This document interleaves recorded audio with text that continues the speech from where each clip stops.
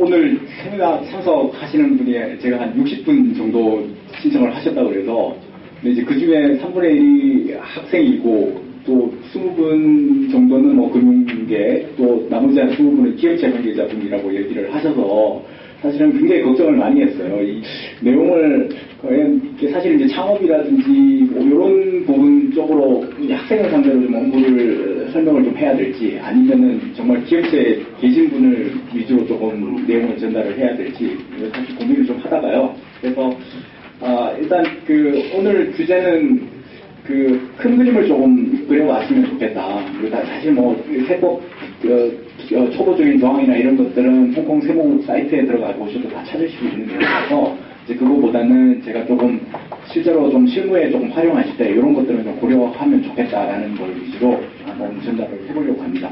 30분 동안 사실 이걸 전달하기 너무 어려워서 혹시 시간이 조금 약간 조금 넘어가거나 그러면 좀 알려주세요. 네네. 네.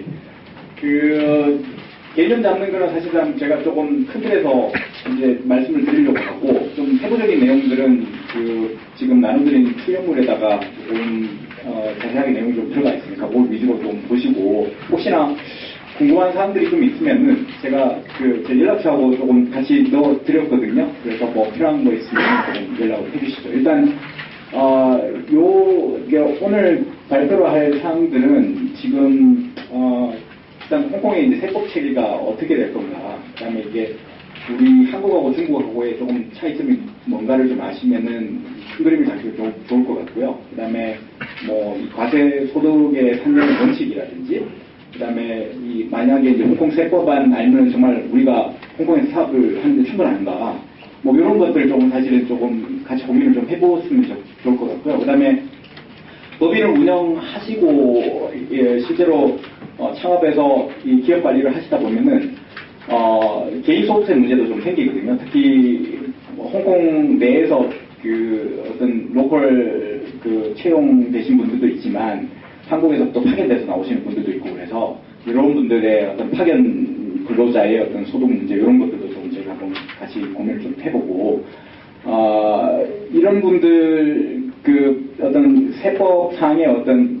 우리가 보는 이제 세법상 용어로는 거주자라는 의미가 있습니다. 뭐 어떤 경우에는 같은 소득인데 뭐 홍콩에서도 신고를 해야 되고 한국에서도 신고를 해야 되고 혹시 뭐 다른 또 지역으로 가면 그쪽에도 신고를 해야 되는데 어떤 경우에 우리가 그런 판단 기준을 좀 잡을 건가 이런 부분에 대해서 좀 설명을 좀 드리고 마지막으로 이게 세무관리라는 거는 결론적으로 재무관리라든지 회계라든지 이런 부분과 떼려야 될 수가 없습니다. 이런 부분들 가지고 좀 저희가 말씀을 좀 드리는 걸로 하겠습니다. 네, 저는 한국 회계사고요. 그 다음에 또 홍콩에서도 회계사 공부를 해서 홍콩 회계사 자격을 가지고 지금 업무를 하고 있고, 한국에서 한 3일 회계법에서 한 10년 정도 공부하고, 홍콩 PwC하고 일시 회계법이 지금 못 나오고 있는 회계법인인데요. 한국계 회계법인인데 거기서 합쳐서 한 10년 정도 지금 일을 하고 있습니다. 또 연락처를 밑에 좀 남겨드렸고요. 혹시 저기 웹페이지 상에 들어가 보시면은 홍콩 노동법이라든지 또 홍콩 법인 설립에 관련된 여러 가지 사항들, 그다음에 한국하고 홍콩 사이의 조세 조약이라든지 주요한 이런 내용들을 조금 요약한 자료들을 좀 올려두고 있습니다. 혹시 업무에 필요하시면은 들어가서 살펴보시면 좋을 것 같아요. 지금 오늘 목차를 이렇게 좀 잡았고요. 우선 홍콩 해제를 조금 말씀을 좀 드릴게요. 네. 각 국가마다 이제 조세제도라는 게, 어떤 정책적 목적이 있고, 취지가 좀 상이합니다. 큰 그림으로 보면은,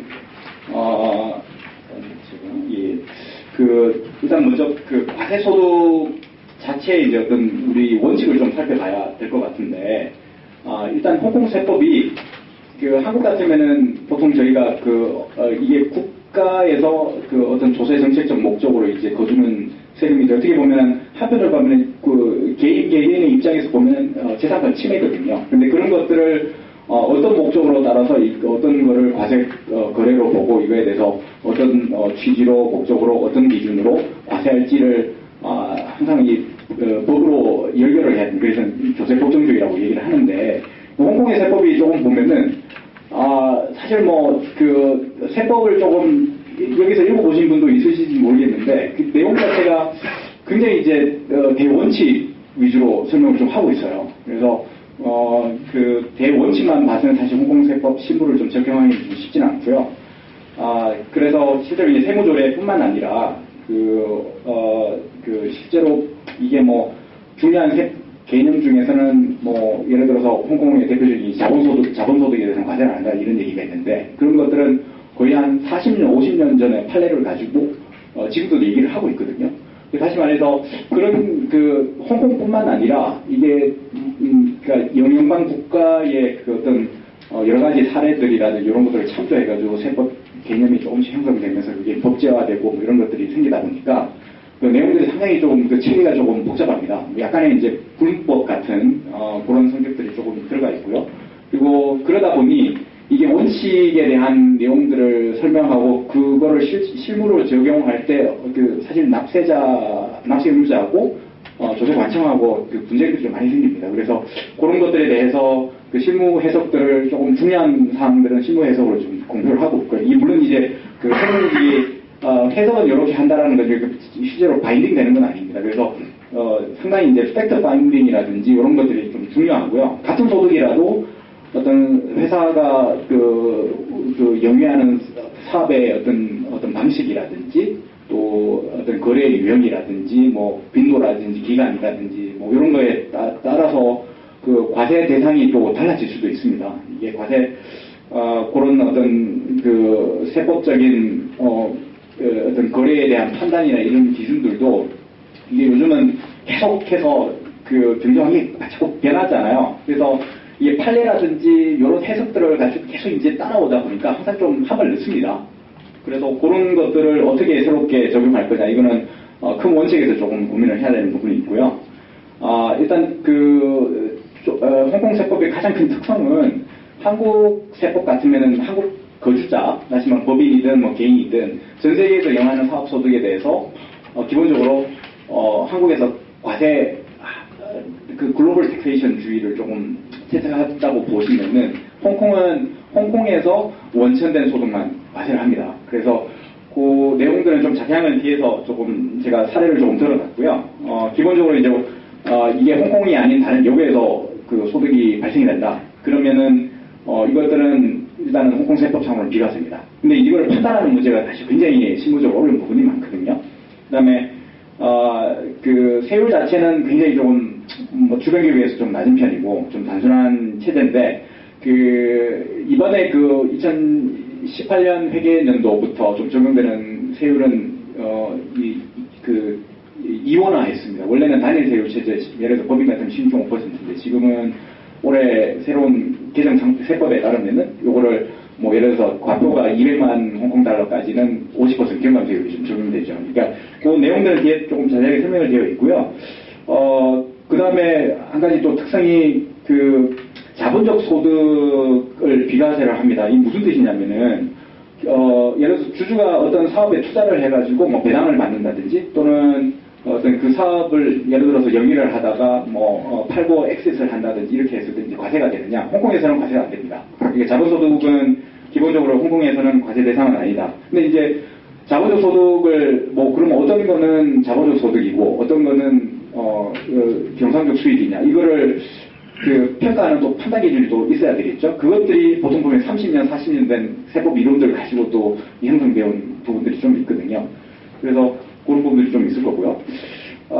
그 다음에 기타 사업소득세 외에 우리 이 부가가치세라든지 원천징수 세제는 없다고 보시면 될 것 같습니다. 물론 이제 일부 예외적인 사항들은 원천징수 하라고 되어 있는데요. 전체적으로 보면 그게 없습니다. 그 다음에 양도소득세, 증여세, 상속세 이런 것들이 원래는 있었다가 폐지가 되었습니다. 그래서 한국하고 홍콩과 중국을 비교를 해보시면 보시다시피 소득세류죠. 네, 각 국가마다 이제 조세 정책이라든지 취지는 목적이 다 틀리기 때문에 일단 기본적으로 홍콩은 사업 활동을 영위하면서 발생한 소득에 대해서 이제 과세를 하는 거고, 이제 그 외에 예를 들어서 한국이나 중국 본토 같으면은 뭐 여러 가지 종류별로 취주로 이렇게 소득이 다 있고, 그다음에 조금 그 홍콩 내에 이제 보시면은 소득세류 중에서 이 사업소득세, 그다음에 근로행위를 제공받는 근로소득세, 그다음에 개인이나 법인이 그 부동산을 소유를 하고 이거를 임대를 줬을 때 받는 이제 부동산 소득세 이렇게 되어 있고요. 다 이 소득세입니다. 그다음에 조금 이제 그 밑으로 좀 가시면은 행위세율이라고 해가지고 그 어떤 특정 행위에 대해서는 과세를 하는데 이거는 소득세는 아니라 그 행위에 대한 어떤 과세라서 그 기준들이 조금씩 틀립니다. 일단 이렇게 되어 있고요. 사업소득세를 조금 들어가 보시면은 일단 그 퍼펙텍스 같은 경우는 법인 세율이 16.5%고 이제 올해 계정수법이 적용되면서 이게 과표기원을 좀 나눠가지고 임원화해서 경감세율이 좀 적용된다 했는데 이게 이제 예를 들어서 뭐 과표 구간이 저렇게 이원화된다라면은 뭐 동일한 수준인데 예를 들어서 뭐 회사를 원래 하나를 운영을 하다가 2개, 3개, 4개 이렇게 쪼개가지고 하면 과표가 다들 낮아지잖아요. 그러면 세금이 조금 줄어들 수 있는지 아니면 이런 것들을 방지하려고 뭐 예를 들어 동일한 어떤 주주가 지배를 한다든지 아니면 서로 상호 지배 관계에 있다든지 이런 회사들은 기본적으로 또 한 개 회사만 골라가지고 선택해서 이걸 받을 수가 있습니다. 이런 조항들이 좀 있고요. 그 다음에 이게 그 사업소득세, 근로소득세 같은 경우는 지금 보시면 일단 근로를 제공을 하고 받는 것들인데, 요게 뒤에 가면 사실 조금 저희 이제 파견 근로자들 근로하고 같이 제가 좀 설명을 좀 드리는 걸 하고요. 일단 기본적으로 그 근로소득세하고 부동산 소득세는 이제 주로 이제 개인이 내는 소득세로 보시면 될 것 같습니다. 그리고 그 다음에 이제 과세 대상 기간을 보시면은 일단 법인 같은 경우는 일단 사업 그 소득세를 내는 과세 대상 기간을 이렇게 회계연도를 전환할 수가 있습니다. 선택할 수 있기 때문에 뭐 12월 말 법인일 수도 있고 3월 말 법인일 수도 있고 9월 말 법인일 수도 있고 6월 말 법인일 수도 있고 다양하게 조금 있고요. 보통의 홍콩 회사들은 이게 홍콩 세무국이 과세 기간을 3월 말로 끊거든요. 그래서 뭐 예를 들어 4월 1일부터 다음에 3월 말까지가 하나의 과세 기간이 되어서 개인 소득세, 예를 들어서 부동산 소득세라든지 예를 들어서 근로소득세는 무조건 이 기간을 예외에서 따라가고, 물론 이제 뭐 근무하다가 중간에 퇴사한다든지 뭐 이러면 좀 기간이 좀 틀려질 수는 있는데요. 일단 사업소득세는 선택 가능하다. 다만 이제 한국 회사들 같은 경우는 예를 들어서 홍콩에 법인을 세우고 그 법인이 예를 들어 가지고 모 회사가 한국 뭐 회사라든지 아니면은 이제 홍콩의 자회사가 예를 들어서 뭐 중국이라든지 이런 곳에 있다 그러면은 한국은 다 이제 12월 말로 결산을 하지 않습니까, 대부분? 그러니까 모 회사의 어떤 결산일도 맞춰야 되고, 또 중국 같으면은 12월 말이, 강제로 12월 말 기준으로 결산하라고 돼 있거든요. 그러니까, 일단 홍콩에서 그 과세 기간이나 이런 걸 선정할 때는 보통 한국 회사들은 12월 말로 한다라는 거, 이걸 조금 참고를 해주시면 될 것 같습니다. 네. 그리고 그 밑에 이제 스탬프듀리 부분이 아까 행위세라고 제가 말씀을 드렸는데, 요거는, 일단 기본적으로 그 사업을 하시는 분이라면 일단 기본적으로 그 홍콩의 법인의 주식을 이전을 할 때는 그 스탬프듀리가 적용이 되고요. 스탬프듀리 적용할 때 이게 어떤 분들은 뭐 주주간 이 거래니까 뭐 자유롭게 주주간 거래를 하면 일단 요 기준으로 일단 뭐 예를 들어서 회계상 반영한다든지 뭐 이런 것들을 회계상 세무상에 반영하는지 이런 것들을 말씀을 하는데. 사실 홍콩의 그 회사 종류를 보시면 뭐 프라이빗 컴퍼니도 있고 뭐 퍼블릭 컴퍼니도 조금 있습니다. 예를 들어서 주주가 50인 이하인 회사들은 프라이빗 컴퍼니인데 프라이빗 컴퍼니 특성은 주식 회사긴 하지만 실질적으로는 한국의 유한 회사 같은 겁니다. 그래서 뭐 이사회 승인이라든지 이런 동의가 없으면은 주주끼리 주식을 주고받지 못하고요. 일단 동의를 받고 하더라도 스탬프듀리 신고를 또 하셔서 그 주주 변경 절차를 마무리할 수가 있습니다. 그래서 그거를 조금 좀 참여를 해주시면 좋을 것 같습니다. 예. 그래서 뒤에 이제 소득 원점 판단 기준에 따라 가지고 어떤 거래들이 뭐 홍콩 원청이냐 아니냐 이런 것들 구분하는 것들을 지금 홍콩 세무국의 그 DIPN 넘버 21에 보시면은 그 사례별로 조금 설명이 좀 되어 있고요. 이건 제가 설명을 좀 생략하기로 하겠습니다. 일단 읽어보시면 될 것 같고요. 그 다음에 이제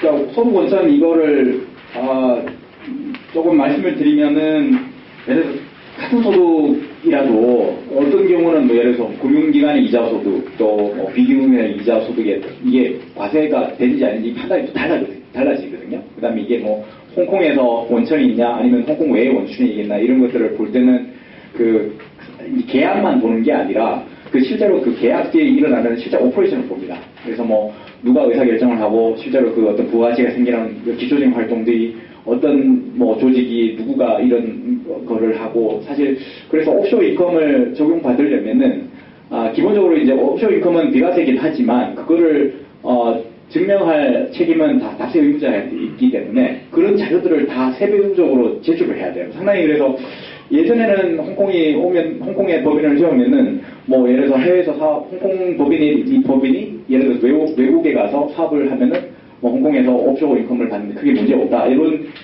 그 조금 생각들이 있었는데 지금은 그렇게 옵쇼 받기가 간단하지가 않습니다. 굉장히 조금 내용이 복잡하고 그다음에 홍콩이 요즘은 또 OECD 그 다자간 협약이나 이런 것들이 가입이 많이 돼 있어서 홍콩 세법뿐만 아니라 이 홍콩에서 홍콩 법인이 수행하는 거래는 실질적으로 그 다른 그 국가에 있는 조직기관들이 다 들여다 보려고 합니다. 그렇기 때문에 이제 그런 국제 그 거래 관계에 있어서 조금 홍콩에서의 옵쇼 어떤 인컴에 대한 어떤 판단이 또 반대로 이 사실 양날의 칼과 같은 거거든요. 홍콩에서 과세가 안 되면 어딘가는 과세가 되겠죠, 그죠?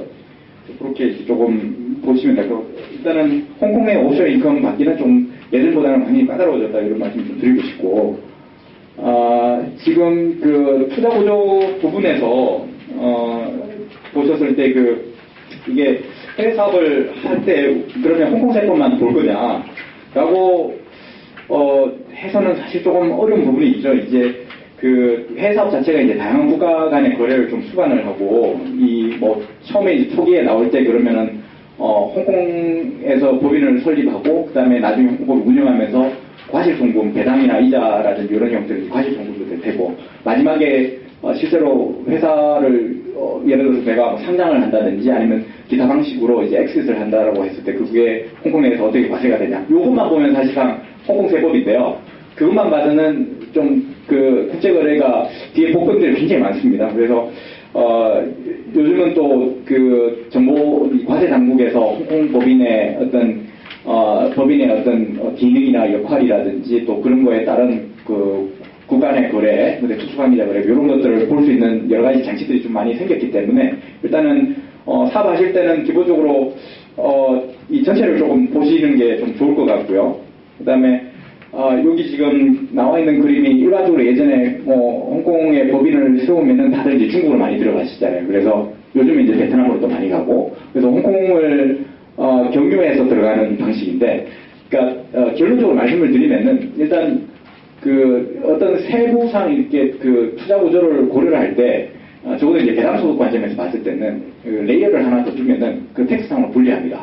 불리한데도 불구하고 근데 이런 뭐 금융 투자 구조를 조금 구상을 하는 거는 뭐 여러 가지 또 비계량적인 또 장점들이 또 있거든요. 그 부분은 나중에 제가 이제 오늘 뭐 설명드릴 부분보다는 저희 우종욱 회계사 통해서 조금 이제 설명을 좀 드릴 수 있을 것 같고요. 일단은 그 큰 그림으로 보면은 일단 사업 진출 자체가 이 해외 사업 진출에는 굉장히 위험이 많이 따르는 부분이라서 그 많은 회사들이 사실 세무상으로 좀 불리한 부분이 있어도 그 투자 구조 설계라든지 실제로 나중에 뭐 그 해외 그 조인 벤처 파트너를 들여온다든지 지분 구조를 조금 유연하게 좀 바꾼다든지 이렇게 할 때는 사실 그 홍콩이 뭐 어떤 상법이라든지 그다음에 세법 체계가 굉장히 단순합니다. 뭐 조금 이런 구조들을 변경하고 이러기가 굉장히 쉬워요. 그래서 홍콩을 많이 또 이용하는 부분이 있고 예를 들어서 현지국 청산이라든지 뭐 이런 것들을 하면 굉장히 복잡한 그 절차들을 다 거쳐야 되는데 일단 홍콩법인 단계에서 지분을 팔고 나가면 뭐 세무상으로 좀 불리한 부분이 있어도 여러 가지 그 절차라든지 이 타이밍을 맞추기 굉장히 좀 유리한 부분이 있거든요. 그래서 공공 경유 투자를 조금 많이 이용하는 부분이 있다 이렇게 말씀 좀 드리고 뒤에 요거는 제가 그냥 예를 들어서 뭐 중국 본토에서 100원을 벌었을 때 이 100원이 중국 내에 이제 그 예를 들어서 중국 세법에 따라서 과세를 뭐 25를 당하면 75가 홍콩에는 배당 형태로 들어오고 이 다시 홍콩은 배당 소득이 없잖아요. 그래서 이 75가 다시 한국으로 또 배당이 되어서 모회사까지 이제 넘어갈 때 이 국가 간 거래상에 이제 조세 전력을 적용했을 때 원천 징수율은 또 어떻게 되고, 이게 보통 이제 배당하고, 이제 그 이자 소득하고 사용료수 소득을 저희가 그 패시브 인컴이라고 하는데, 그 투자 구조만 만들어주면 그건 자동으로 넘어오는 겁니다. 그래서 이거는, 이런 패시브 인컴 같은 경우는 3종 세트라고 그러죠. 국제 조세 거래. 그래서 조세조약을, 국가 간의 조세조약을 보면은 항상 이제 그 배당 이자 사용료 소득은 한 세트로 묶음으로 해가지고 나와 있습니다. 근데 그 조세제를 적용을 받으면 예를 들어가지고 중국에서 그 중국 현지 세법에 따라서 로컬 텍스를 그 법인세를 부담하고 기업 소득세 부담하고 남은 자녀 예를 들어 75를 홍콩으로 넘길 때 홍콩 법인이 세무상 어떤 거주자로 조세조약 상에 이제 적용을 받으면은 예를 들어서 그게 75에 10%를 적용받는 게 아니라 5%로 낮아지죠.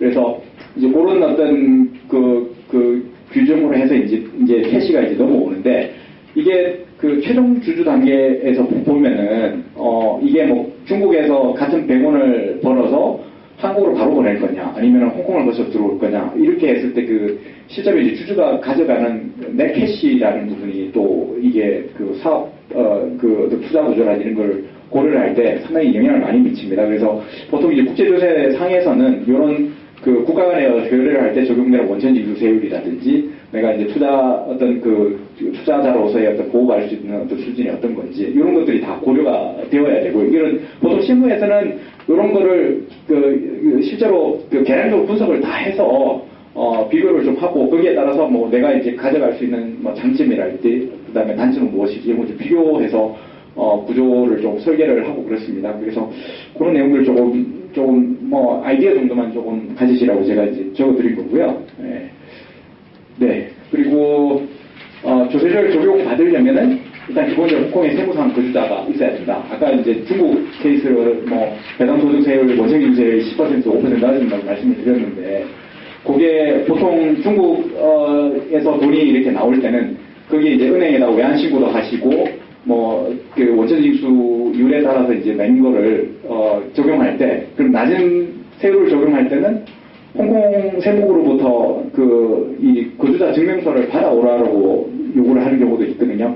원래는 그 지금 제도상으로는 그걸 요구 안 하게 되어 있는데요. 실제로 실무에서는 대부분 다 가져오라고 합니다. 그래서 그걸 받으면 홍콩 그 세무국이 심사를 하는데 굉장히 이제 조금 까다롭게 따집니다. 이제 법인 같으면은 우리 개인 같으면은 예를 들어서 하나의 소득이 뭐 홍콩에서의 그 소득이 과세 소득이 될 수 있고 동시에 또 한국에서 과세 소득이 될 수 있고 또는 뭐 중국에서 과세 소득이 될 수 있는데 그 개인 같으면은 이게 이제 이런 이중과세 이슈가 좀 생기면은 조세조약상에 나와 있는 이런 그 기준들을 보고 판단을 합니다. 판단을 하는데 뭐 개인 같으면 일단 몸이 이렇게 자유로워야 되잖아요. 그러니까 체질수 가지고 판단을 하는데 법인 같으면은 저거는 여러 사람이 모여서 이제 그 의사결정을 하고 사업을 운영을 하다 보니까 그 법인의 실질적인 사업 관리 장소가 어디에 있느냐. 그러면은 뭐 이사회도 보겠고 실제로 경영자는 어디에서 일을 하는지 뭐 현지 직원은 있는지 뭐 이런 것들 다 따져서 이렇게 법인의 거주를 판단하기 때문에 상당히 복잡한 요소들을 다 보고 실제로 이제 사업의 경영 관리 장소가 어디에 있는지 이걸 좀 보고 그게 이제 홍콩 세법의 내용이고요. 실제로 근데 뭐 이렇게 모회사가 한국 회사인 경우에는 저것뿐만 아니라 한국의 그 세무상 국내 세법상 기준에서 이게 홍콩 법인이 실질적으로 사업장이 실질 관리되는 장소가 이제 업종을 조금 나눕니다.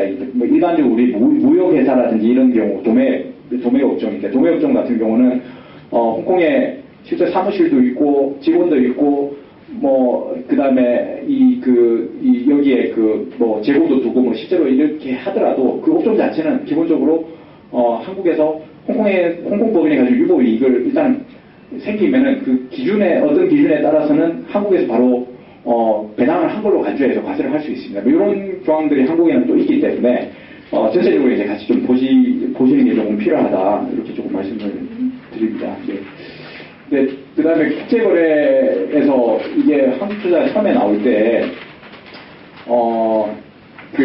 왜 갑자기 뜨거워진지 그 외환거래법 이런 얘기를 말씀드리면 사실 국제조세하고, 외환거래 규정하고는 사실 떼려야 될 수는 없고요. 예. 특히 그 자본거래 같은 경우는 일단 사전 신고 등의 의무가 좀 있습니다. 어떤 얘기냐면, 예전에 홍콩에, 홍콩법이 굉장히 설립이 쉽잖아요. 그래서 그냥 투자로 왔다가 법인 하나 설립하고 가시는 분들 많거든요. 근데 그거는 법인을 설립할 때는 홍콩 법인의 유가증권이 취득이 있잖아요. 이거는 자본거래거든요. 원래는 이거는, 사전에 그런 행위를 하시기 전에 신고를 해야 됩니다. 근데 홍콩이, 다른 곳하고 좀 다른 거는, 한국 같으면은 왜 밝게 설립하는 처음에 이제 주식회사를 만드는 과정에서 법인 자본금 계좌나 이런 거 내고 이렇게 법인 설립이 이렇게 가는 과정이라면, 홍콩은 은행에 가서 계좌 열어달라고 하기 전에 법인 설립 먼저 해야 됩니다. 그래서 법인 설립한 된 서류를 다 가지고 가서 은행에 가서 계좌 설립을 요청을 할 수가 있거든요.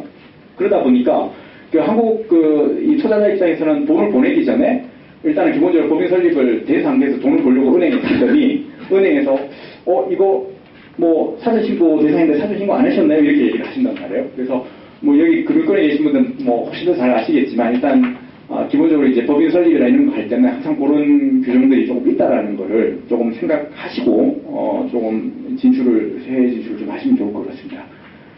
예, 요 Y홍콩 부분은 아까 제가 조세상으로는 불편한 불리한 부분이 있는데, 그럼 왜 홍콩으로 오느냐라는 거를 조금 정리한 건데, 요거는 한번, 저거들이 내용을 한번 보시면 되고요. 요거는, 우조 회계사께서, 조금 더, 실제 사례를 좀 들어가면서 설명을 하시기로 이렇게 되어 있어서, 요거 팟3는 제가 넘어가겠습니다.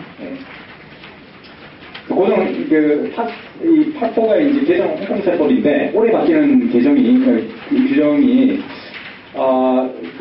제일 큰 부분이 일단 전체적으로 개인소득세도 그렇고,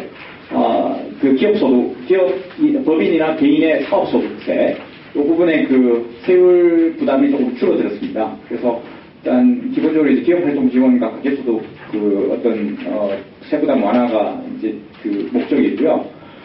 사실 홍콩이 여러 전문가들이 계속 홍콩 세율이 충분히 낮지 않다라는 얘기를 코멘트를 많이 주고 있어요. 그래서 법인세를 좀 인하를 하는 건데, 왜냐면 지금 보시면 홍콩하고 주해하고 다 연결해가지고 하나의 경제 어떤 지역으로 이제 구상을 하면서 중국 정부가 지금 그 지역에 뭐 신천이나 이런 체나이 이런 쪽 같으면은 거기도 거의 한 17%, 18% 사이거든요. 근데 홍콩의 대표적인 또 경쟁 금융이라든지 이런 걸 봤을 때 좀 비슷한 국가가 예를 들어서 싱가포르 같은 경우인데, 이 홍콩이 경쟁력을 과연 이제 유지를 할 수 있을까에 대해서 고민이 굉장히 많으세요. 그래서 조세 전문가들은 일단 홍콩 세율 자체는 충분히 조금 지금도 낮긴 하지만 조금 더 경쟁력을 조금 유지해야 되는 얘기 코멘트를 조금 세제 인하 방식으로 좀 많이 얘기를 좀 하고 있고요. 그렇고 일단 기본적으로 그런 방향으로 나갈 것 같습니다. 갈 것 같고, 그다음에 지금 스타트업 투자 지원이나 이런 부분을 많이 좀 고민을 하면서 일단 보시다시피 연구개발비라든지 아직 지금 요게 개정세법이 지금 올해 보시면은 부분별로 계속 이제 개정이 되거든요. 그래서 개정안이 요거는 지금 연구개발 같은 경우는 빌 넘버 3인데 요거는 아직 지금 의회 계류 상태입니다. 지금 요게 이제 통과가 되면은 지금 원래 예를 들어서 100원을 내가 제출을 하면은 100원의 3배 또는 2배 이렇게 적용을 받고, 과거에 연구개발비 제가 자본적 소득에 대해서 과세를 안 나간다고 말씀드렸는데, 그러면 자본적 이 성격의 지출, 예를 들어가지고 우리가 뭐 사업용 고정자산을 산다든지 연구개발, 이거는 뭔가 장기의 어떤 경제 효율을 생각을 해서 투자를 하는 거잖아요. 이런 것들은 다 자본적 지출이거든요. 그래서 세무상으로는 원래 비용을 인정을 못 받습니다. 못 받는데도 불구하고 예외적으로 어떤 요건을 만족하는 경우에는 그걸 송금 인정을 해주겠다. 대부분 한국에서 오신 그 기업 그 관계자, 신고자, 신고하신 분들도 있으시지만 한국에서는 기본적으로 감가상각비 다 송금 인정 다 받잖아요. 근데 홍콩에서 야, 이거는 왜 송금 인정 못 받아? 이렇게 얘기를 하시는 분들이 있거든요. 예를 들어 저 홍콩에 사업용 고정자산이 수입을 했는데 여기서 안 쓰고 뭐 예를 들어가지고 뭐 내가 목재를 수입하는 목재상인데 그 예를 들어 중국 시장으로 가려고 그러면은 그 목재를 가공을 해가지고 가야 되니까 예를 들어서 미국이나 뭐 뉴질랜드나 이런데 그 목재 가공하는 설비들을 예를 들어서 그 포트에다가 두고 이거를 가공해서 원목을 깎아가지고 들어오잖아요. 이게 중국 법상으로 이걸 그냥 바로 이제 자른 나무는 못 들어오니까 원목을 좀 가공을 해줍니다. 이제 그거를 하기 위해서 현지 포트에다 그걸 맞는데 분명히 이제 홍콩 과세 소득의 그 창출에 관여되는 부분임에도 불구하고 이런 그 고정자산의 감가상각비는 해외에서 사용되기 때문에 이거는 송금 인정을 못 받습니다. 네. 그래서 그게 이제 기본적으로 이제 그 자본적 지출에 대한 송금 인정 규정이 굉장히 좀 까다로운 부분이 좀 있으니까 이거는 실무상으로 보면 굉장히 복병들이 좀 많습니다. 그래서 그거는 좀 그 세무 업무를 좀 관리하실 때 조금 자세하게 그런 부분 좀 체크하시고 조금 보시면 좋을 것 같고요. 그 다음에 지금 창업하고 직접적으로 좀 연관된 부분은 아닌데, 홍콩이 그 이전가격 제도를 올해 그 문서화를 했습니다. 이게 어떤 의미냐면, 기본적으로, 특수관계자 거래가 좀 많은 회사들은, 홍콩 세무신고, 일반식 세무신고 말고도, 그 특수거래 가격의 어떤 정상범위라든지 그 가격 산정한, 이런 것들을 다 문서화를 해서 제출을 해야 되는데, 예를 들어서 통합기업 보고서라든지 개별기업 보고서 같은 경우, 이런 것들은 면제 조건이 있어서 뭐 규모가 크지 않다든지, 또는, 그 특수관계자 거래가 많지 않으면은 일단 다 빠지게 돼 있는데요. 지금 문제가 지금 국가별 보고서 같은 경우인데, 이 케이스는 예를 들어서 기본적인 의무는 그 연결 매출이 예를 들어서 1조 이상인, 기업이 작성을 해야 되는데, 그게 예를 들어서 한국의 자회사가 이제 홍콩에 있어요. 근데 한국 그 모회사가 그걸 작성을 안 한다든지 이러면은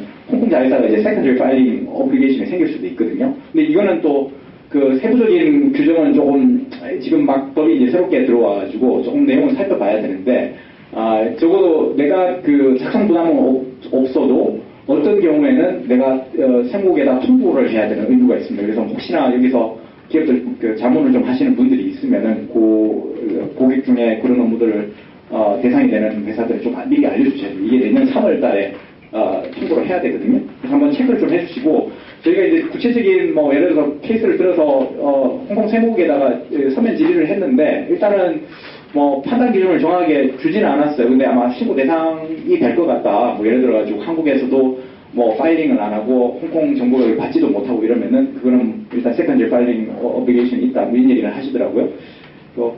좀 참고해 주시면 되고, 그래서 그 CBC 리포트 요 포털이라든지 노티피케이션 관련된 사항들에 비해 이런 자료들이 있습니다. 괜찮아요? 예. 제가 말이 너무 빠르지 않습니까? 좀 시간 압박을 좀 받아가지고 빨리 하는데, 조금 졸린 내용을 가지고 설명을 하느라. 네. 그 다음에 이제 급여소득의 같은 경우는 일단 홍콩이 그 세법의 대원칙이 홍콩 내에 원천소득이 있는 경우에 과세를 한다고 그랬잖아요. 다시 말해 개인의 경우에도 예를 들어서 근로소득인데 홍콩에 어떤 그 회사가 있는데 실제로 홍콩 내에서 오퍼레이션 할 거는 많지 않거든요. 대부분 다 이제 홍콩은 여기에 베이스를 두고 글로벌 사업을 진행을 하기 때문에 홍콩뿐만 아니라 다른 그 관계된 국가들의 어떤 지점이나 또는 관계 기업이나 다 돌아다니면서 업무를 하는 회사들이 많아요. 실제로 외국의 그 다국적 회사의 임원분들 같은 경우는 홍콩에서도 조금 급여를 받고, 일본에서도 급여를 받고, 한국에서 급여를 받고 이렇게 하시는 분들 꽤 있으실 것 같거든요. 그래서 이제 그런 것들 때문에 실제 이제 사례를 들어가면 되게 또 복잡해요. 근데 큰 그림만 조금 이제 본다면은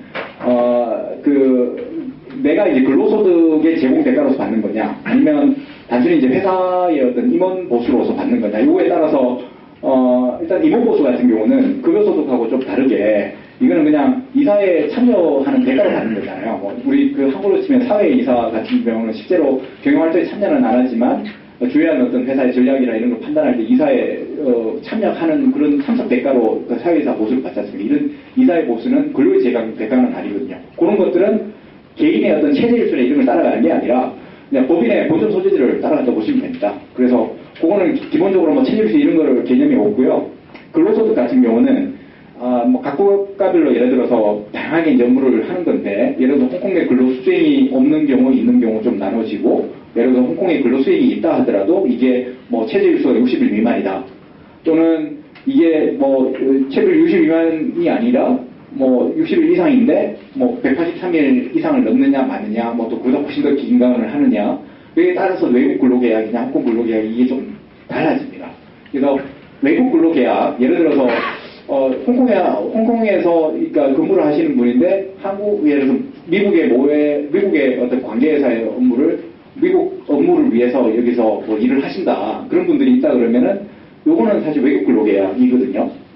미국에서 급여를 다 받고 미국에서 계약을 맺고 미국 업무를 하기 위해서 실제로 출장도 다니고 뭐 이렇게 하면은 그건 외국 근로계약인데, 뭐 홍콩 이 케이스는 그 기본적으로 홍콩 내 체제 적수를 일자라고 하죠. 일자 계산을 적수 계산이라고 하는데, 그 적수 계산에 따라서 아무 과제합니다.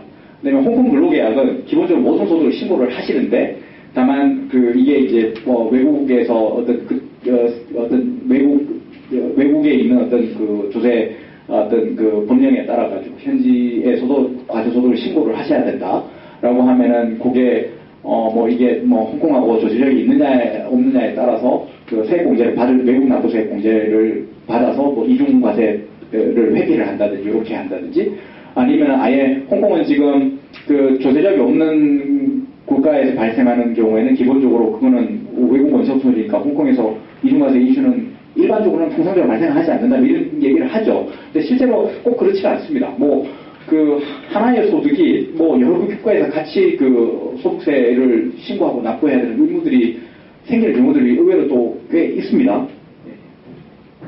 그 뒤편에 제가 한국, 중국, 홍콩의 이제 조세적 상에 있는 내용들을 조금 설명을 했는데, 그 내용들은 좀 비슷비슷하고요. 예. 요거 지금 저희 셀러리 텍스 요거는 그 파견 주재원들이 조금 보시면은 좀 참고가 되실 것 같아서 제가 여기다가 외국 근로계약은 판단을 어떻게 하고 또 홍콩 근로계약은 어떻게 판단해서 어떻게 가셔야 되는지 이런 것들을 조금 정리를 했는데, 실제로 케이스를 좀 보면 좀 편하겠죠, 그죠? 그래서 보통의 경우에는 이제 단기 출장자냐, 아니면은 뭐 단기 출장 와서 용역을 수행을 하시느냐, 또는 뭐 홍콩에 아예 파견 주재원으로 나와 계시느냐, 파견 주재원이라 하면은 워크퍼밋이나 이런 거 받아가지고 근무하시는 분들이겠죠. 또는 뭐 거주는 하지 않는 장기 출장자로 좀 있느냐, 요거가 또 아까 홍콩 처음에 제가 도표로 보여드린 그 부분은 홍콩 세법상의 내용이고요. 그거하고 저희가 그 조세 휴학도 같이 봐야 되고, 그 다음에 그거에서 조금 파견이 더 나가서 이게 뭐 본사가 급여를 부담하냐, 아니면 홍콩 지점이나 이런 데서 부담을 하느냐, 뭐 이런 것들을 판단기를 다 적용해가지고 케이스별로 좀 나눌 수가 있습니다. 요거는 지금 뭐 정답은 아니고요. 대략적으로 어떤 경우에 과세가 되냐, 뭐 이런 것들을 조금 보시고, 기본적으로 홍콩 근로 계약이라면 일단 무조건 홍콩에 다 신고를 다 하셔야 됩니다. 하시면서 예를 들어서 뭐 한국 같으면 국내 세법상으로는 홍콩하고 한국과의 어떤 조세조약상으로는 당연히 이제 홍콩 거주자로 분류가 이제 된다 하더라도, 예를 들어 100% 자회사에 파견된 한국 직원분들이나 아니면 한국 법인의 뭐 홍콩 지점이나 이런 데는 기본적으로 한국에서 국내 세법상으로는 무조건 한국 거주자로 봅니다. 세무상 거주로. 그러면은 홍콩에도 세무 신고를 하고 한국에서도 신고를 하셔야 됩니다. 예. 그래서 그런 경우에 그러면 이중과세 이슈는 어떻게 해결할 거냐. 사실 이런 부분들이 고민을 조금 해야 되는 부분이거든요. 예. 그렇게 조금 되어 있고, 네. 그 다음에 일단 다음을 좀 넘어가서 홍콩 회사의 재무보고 일정을 좀 보시면은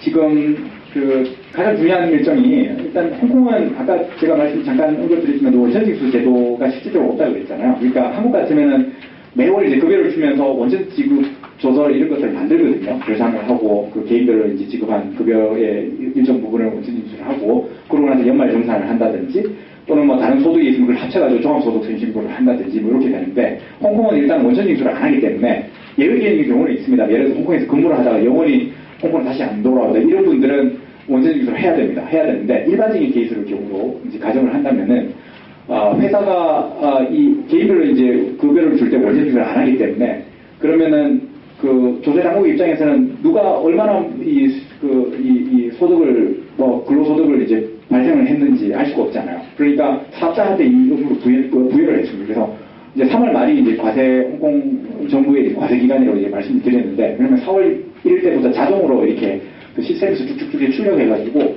회사 앞으로 다 그 고용주 신고서를 보내옵니다. 그러면은 그걸 가지고 그 회사에서 전년도 4월 1일부터 올해 3월 말까지 지급한 그 소득 그 근로소득 내역들을 다 이제 개인별로 뽑고 그다음에 이걸 회사 전체로 좀 묶어가지고 신고를 해야 돼. 이게 이제 고용주 신고인데요.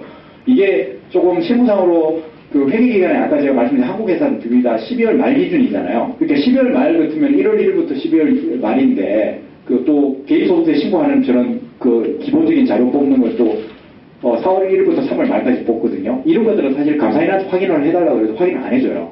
그러니까 회사가 이제 정확하게 그 내용들을 제대로 파악을 하고 이거를 준비를 좀 해서 신고를 하셔야 되고요. 이게 신고가 되면은 개인소득세, 개인별로 이제 소득 내역이 얼마나 제공되는지 나오겠죠. 그래서 그런 자료를 받아가지고 4월 달에 개인소득세 이제 소득세가 또 개인 앞으로 다 통보가 됩니다. 근데 만약에 이런 그 과정에서 빠져있는 갓 이렇게 홍콩에 부임을 하신 분들이나 이런 분들은 내가 자발적으로 신고할 의무가 있습니다. 그래서 그런 것들 조금 확인을 하시면 되고요. 저 같은 경우는 지금 일신에서 지금 제가 8년을 일을 하고 있는데 그 전에 왔을 때 한 1년 반 정도 그 소득 신고가 나와야 되는데 안 나오더라고요. 그래서 정부에다 직접 전화를 했더니 제 정보를 전혀 안 가지고 있어요. 이미 신고도 뭐 회사에서 다 통보 다 해주고 했는데 그래서 그거는 일단 개인이 조금 이게 뭐 회사가 책임지는 부분이 아니라 개인이 책임지는 부분이 있으니까 이거는 좀 참조해서 조금 그 누락 없이 신고가 될 수 있도록 보시고 그 다음에 일단 요게 신고가 이루어지면 법인 같으면은 그 우리 디셈버 그룹이냐 뭐 아니면 노벰버 그룹이냐 뭐 이렇게 뭐 세템버 그룹이냐 그래서 뭐 N 코드 뭐 S 코드 D 코드 이렇게 나오지는데 보통 이제 그 12월말 법인은 D 코드겠죠. 디셈버 코드겠죠. 그 12월말 법인 같은 경우는 4월달에 이걸 받으면 보통 세무기 항상 이제 서한을 주면서 고지를 합니다. 이제 홍콩은 고지주의거든요. 그래서 세무신고서가 원본이 안 오면은 이걸 달라고 그러셔야 얘기를 하셔야 돼요. 뭐 예를 들어가지고 뭐 회사가 이제 결손이 있는 법인이라든지 아니면 회사 구조상으로 뭐 단순히 이제 투자 주식 뭐 이런 것만 있고 실제로 홍콩 내에서는 과세소득이 발생 안 한다. 그러면은 그 홍콩이 뭐 웬만한 다국적 기업들 그 다음에 조금 규모가 큰 회사 홍콩의 법인은 한 개씩 다 있잖아요. 그럼 그 회사들 그 뭐 인구 700~800만 명 되는 이 지역에서 그 세부 공무원들이 얼마나 있겠습니까? 그 많은 회사들 다 일일이 다 체크를 못 합니다. 그러니까 행정적인 부담을 조금 줄이기도 하고 또 약간 이제 기업 친화적으로 이렇게 접근하는 부분도 좀 있어서 어떤 경우에는 한 2, 3년 정도 그 세무신고를 고지를 안 하는 경우도 있거든요. 근데 그 사이에 내가 과세소득이 발생을 했다. 그러면은 이거는 예를 들어 사업연도 종료일부터 4개월 이내에 신고를 해야 될 의무가 있어요. 이제 그런 것들 조금 실무상으로는 상당히 이제 조금 여러 가지 이제 좀 고려를 해야 되는 부분이 있고, 다만 이제 이거를 홍콩의 프라이빗 컴퍼니 자체가 뭐 주총이나 이런 것들이 뭐 사업연도 종료를 9개월 정도 이렇게 여유가 주어지다 보니까 이 모든 이 감사라든지 이런 것들이 다 늦어집니다. 홍콩의 모든 법인은 감사를 다 받으셔야 되고요. 근데 감사 보고서 받아가지고 세무신고를 하도록 되어 있거든요. 그러다 보니까 이 감사 보고서 감사가 뭐 결산이 이런 거 안 끝나면은 이 자료를 신고를 하는데 이제 여러 어려움이 있으니까 일단 감사 일정도 조금 준비를 해야 되고 또 세무조정도 해가지고 신고를 하는데, 그러다 보니 이게 그 수많은 회사들 감사를 다 한꺼번에 못 찾잖아요. 그래서 그런 세무 대리인이 회사가 직접 신고하는 경우 말고 세무 대리인이 대신 신고하는 경우에는 블록 익스텐션이라고 해가지고 자동으로 8월 10일까지 연장이 됩니다. 그래서 그때 보통 이제 감사라든지 뭐 로컬 기업 감사는 대부분 이제 8월 15일 기준으로 감사가 되어지고, 근데 한국 회사들은 좀 틀려요. 예를 들어 한국에 이제 모회사가 상장회사다 뭐 이런 회사들은 기본적으로 일정이 쫙 당겨지겠죠.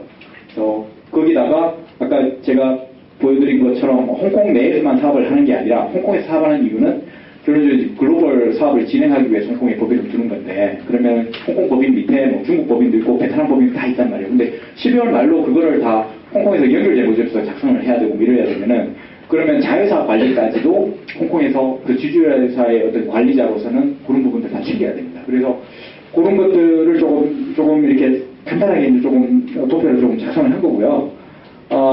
뒤에 뭐 요거는 읽어보시면 되는데, 중요한 거는 아직 이제 뭐 아까 뭐 말씀드린 자본 소득이라든지 뭐 역외 소득의 판단이나 이런 것들이 굉장히 복잡하긴 하지만, 이제 큰 틀에서 봤을 때 홍콩세법 자체는 조금 간단 명료합니다. 그래서 뭐 한국처럼 이제 복잡한 그 법인세 예를 들어서 조정하실 때 이게 뭐 유보 관리라든지 또는 뭐 어떤 게 이제 세무상 입금이고 또 세무상 송금이고 이런 것들 판단하는 기준이 조금 한국은 굉장히 세세하게 열거가 되어 있는데, 홍콩은 거의 웬만한 경우에는 예를 들어가지고 특히 이제 당기손익에 영향을 많이 미치는 부분이 매출 인식이나 이런 부분들이잖아요. 근데 그거에 일단은 거의 회계 기준을 다 따라갑니다. 근데 올해 지금 바뀌는 일정 중에 뭐 2018년부터 새로 적용되는 게 수익 인식 기준, 그 다음에 예를 들어 금융상품, 내가 이제 가지고 있는 금융상품이 투자 주식인데 이게 뭐 지분율이 어떻게 다니냐에 따라서 자회사가 될 수도 있고 아니면은 관계회사가 될 수 있고 아니면 당연히 우리가 아무런 영향이 없는 그냥 그 일반적인 유가증권이 될 수도 있고, 이런 경우에 따라서 그걸 평가하는 기준들이 다 이제 평가 금액에 따라서 당기손익을 인식하고 이런 것들이 생긴단 말이에요. 이제 그거를 내가 잘못 분류하든지 수익 인식을 잘못하든지 이러면은 기본적으로 그 재무보고상의 어떤 그 내용들이 좀 달라지고, 근데 감사보고서를 받아가지고 세무조정을 하는데 이런 것들 사실 거의 조정사항이 아닙니다. 아니다 보니까 이게 이제 회계 기준이나 이런 것들 제대로 확인을 하고 이렇게 그 회계 처리를 하지 않으면은 기본적으로 그게 그 세무상 리스크로 좀 간다라는 부분. 근데 문제가 이제 홍콩 같으면은 이게 아까 전에 뭐 말씀드렸듯이 세율이 이제 좀 낮고 이러다 보니까 대신에 이제 뭘 부여를 하냐면 컴플라이언스 요건이 굉장히 강해요. 그래서 뭐 내가 그 좀 불성실하게 신고를 했는데 뭐 예를 들어서 과소 납부를 했다더라. 그러면은 뭐 우리 같으면 한국 같으면 이제 그 불성실 신고가 한 뭐 20% 뭐 이렇게 얘기를 할 거를 뭐 홍콩 같으면은 한 배에서 세 배까지 그 과태료가 나오거든요. 그러니까 이게 뭐 예를 들어서 뭐 2배, 3배 정도 이 과세 금액에 대해서 과태료가 나오면은 그것도 엄청난 데다가 이게 또 홍콩은 올해 거하고 내년 거 이걸 땡겨서 냅니다. 예, 미리 그 올해 소득에 대한 과세 소득을 이제 산정을 해서 그거를 올해 세금하고 내년도에 똑같은 소득이 발생할 거라는 가정하에 내년 끝까지 이제 같이 해서 먼저 납부를 하거든요. 그래서 개인소득도 마찬가지죠. 처음에 왔는데 내가 이제 2개년세를 먼저 내고 나중에 이걸 정산하는 방식이에요. 그래서 그런 특성이 좀 있고, 그 컴플라이언스 요건이 굉장히 영역에서 뭐 잘 안 봐줍니다. 일단 기본적으로 회사가 뭐 실수해서 놓치고 이런 부분들 설명해도 잘 안 받아주고요. 그래서 조금 조심하셔야 되고, 그게 만약에 의도적으로 고의적인 그 알면서도 이게 했다 그러면은 그거는 뭐 형사범죄로도 조금 받을 수가 있기 때문에 좀 상당히 이제 조금 세무라든지 회계 관리 조금 주의를 좀 하시는 게 필요하고, 네, 뭐 이 정도까지 설명을 드리겠습니다. 너무 이제 그 많은 내용을 빨리 짧은 시간에 전달을 드리려고 하다 보니 약간 주말 단성격으로 넘어갔는데요. 혹시 또 추가적으로 이제 조금 실무상에 궁금한 사항들이 있거나 이러면 저한테 뭐 메일을 보내주시든 아니면 요거 끝나고 나서 뭐 Q&A 시간에 조금 답변하는 걸로 그렇게 하겠습니다. 네, 고맙습니다.